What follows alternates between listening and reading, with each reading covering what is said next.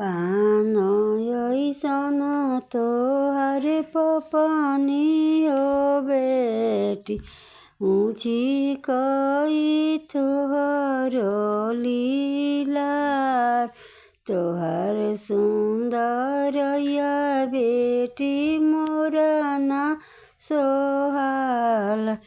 भगइलू जीव के जंजाल, तोहर सुंदरया बेटी मोरा ना सोहाला।